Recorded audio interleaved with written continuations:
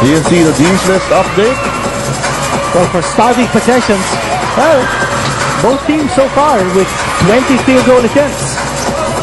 And that's a check mark for Derby Ace. Here's Joseph Yo. Oh, entry pass intercepted by Washam. That's too easy, an interception. That means they're not moving the ball around as much and they're being very predictable sa kanilang pasahan. San Miguel is supposed to be the #1 team in assists in this league, but so far it hasn't really happened. It hasn't really shown in this game. Meyerhofer, 2 seconds to shoot. Here's Timberlake once again. Ala ko, same story eh. Rosella. Guarded by Washam.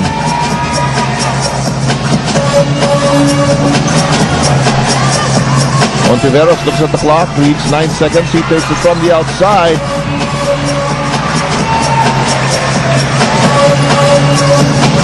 No rhythm in San Miguel's offense.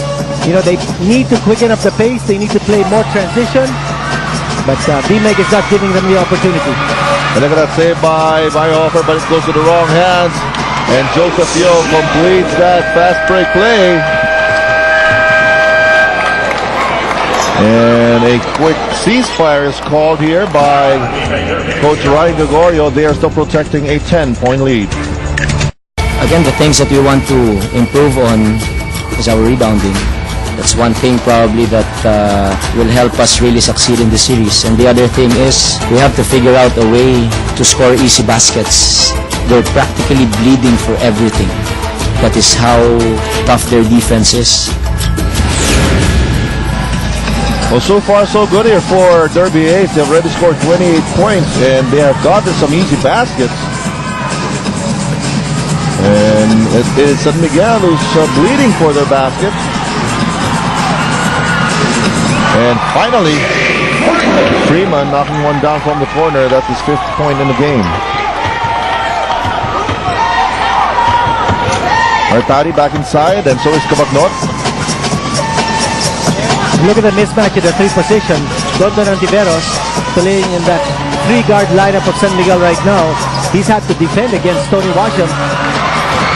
A miss by Artadi, and the lead pass to Joseph Yo, chased by Canaleta. He just lets him go.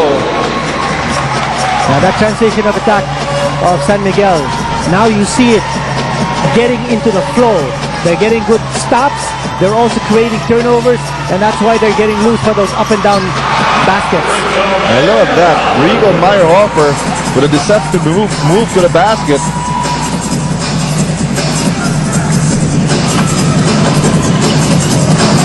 Ontiveros, back to Yo. Nice bounce pass inside. A good finish. Classic pick and roll play there from the Beerman. And San Miguel needs to get a lot more points from that position, from Jay Wash's position. Only 2 points for Jay Wash. You remember in game number 1, he erupted for 28 points.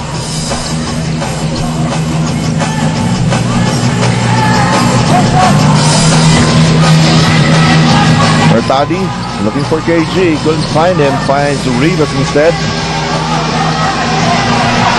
Rivas, 2 seconds to shoot, Meyerhofer takes it. Poor execution there on the part of B-Meg. I thought Dondon Ontiveros played excellent defense on Washam, denying him the entry pass. Oh, what a putback there by Gabe Freeman. Maybe he has settled down, Quinito. It looks like it's just a 6-point lead. But San Miguel doing a good job defensively, creating the situations where they can score on the other end. And another timeout here, called by the B-Meg Derby Ace Llamados. That 3-guard combination of Coach Shotang Vincent seems to be working. And this 30-second timeout is brought to you by Handyfix. On first aid ng bahay mo, bonds all, seals all. And San Miguel has been successful in a couple of possessions to speed things up. That's right. They've been able to play much better defense. They're pressuring the ball carriers. Plus, they're using their quickness. As we mentioned, using 3 guards now at this stage with Dondon Ontiveros playing the 3 position. That's right. And they are now only down by 6 as we take you to our Yakult Slam dunk off this miss by Joseph Yo. Off the rim play from Gabe Freeman, brought to you by Yakult. And Joseph Yo, one of the great creators as far as penetration is concerned. And to tell you more about Gabe Freeman, let's go over to Magoo. Richard, you know, BMAC got called for 4 flagrant fouls in game number 2, and on all 4 of those, Gabe Freeman was the recipient. There was even a towel thrown at him at one point, which he playfully used to towel himself off. Gabe tells us that these shenanigans just motivate him even more. He accepts that it is part of the mental battle at this level and says that he will not back down and will give everything back tenfold. And to throw even more fuel to his fire, aside from his mom and his dad, his little brother TJ flew in just this morning to see him in action for the first time on Philippine soil. Richard? So the whole family is here. There they are. Family reunion. Yeah, very proud of Gabe Freeman. Why not? There's a baby there. That's not the son of that boy who's holding that baby. No? So tingin mo? Hindi siguro. Are you sure? Also, there's a very pretty lady behind that small boy, TJ, and I think that's Gabe Freeman's girlfriend or wife. At yung maliit na bata, yun naman ang anak nila. Ayun. Alam mo pala yung buong story eh. Invento lang yun. Take a look at this action here in Washam. And did they call that a goaltending? Yes, they called the basket. And interesting word used by Magua, shenanigans. Spell shenanigans. Malamang di alam ni Magua. But the underlying message in that story of Magoo is that there is a reason kung bakit 4 nga na flagrant foul ang ginamit ng BMAC against Freeman. Freeman has a very short fuse. Obviously, they want to get his goat. And in game number 2, ganun nga nangyari kasi he fouled out in that game. Although it was just, siguro mga 8 seconds lang nung mag-foul out siya. But the fact that he was in foul trouble meant that he spent a lot more minutes on the bench than Tony Washam. And that's the difference. And right now, BMAC countering after that timeout, and the lead is up once again. Here's Jay Washington, kick out pass. Arwin Santos takes it closer to the basket, and good decision on the part of Arwin. He has 5 in the game. So a 7-point lead here for BMAC Derby Ace, who has been in control so far here in game number 3. And look at the way BMAC spreads the floor to be able to get an opportunity for their shooters to get their touches. And by shooters, I mean Washam and then James Yap all the way on the other side. Tough shot from Tony Washam. They'll score the basket. He'll go to the line.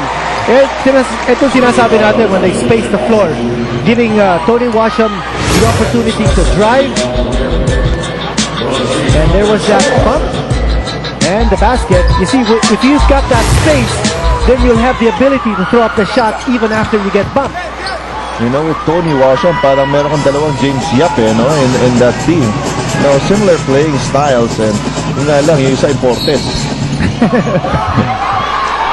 Yung isa naman king. All right, and to tell us more about James Yap, let's go back to Patricia. Well, Richard, apart from that left black eye, which is still tender and still bothers his vision, there's also a lip contusion on the left corner of his lip, and he also has a left ankle sprain. Bakit kaya lahat ng injuries niya nasa kaliwa? Well, he says SMB really plays hard against him as expected, and it's always a hard foul, so he thinks it's just to get to his emotions so they can ruin his focus, but he says there's absolutely no string of anger in him, so for sure, he'll be keeping his cool, which is a key for him. Richard Canito? Now, what about keeping cool? This Gabe Freeman just gave up a hard foul on Paul Artadi. Pangalawang foul yan ni Gabe Freeman. And konting ganti na rin siguro. No? Dun sa Long Korean, speaking of James Yap, he just knocked down another 3. And he has 8 points. Here's the Bagnot. Joseph Yo, no! Rebound battle won by Freeman. Power move, no, not there. Jay Washington, one more try, and bodies falling on the floor. It is getting very physical indeed. Well, underneath the basket, you've got a lot of big bodies flying all over the place, trying to get control of the rebound. And if you're San Miguel, it's important for you to get those offensive rebounds. You want to get more out of your every possession.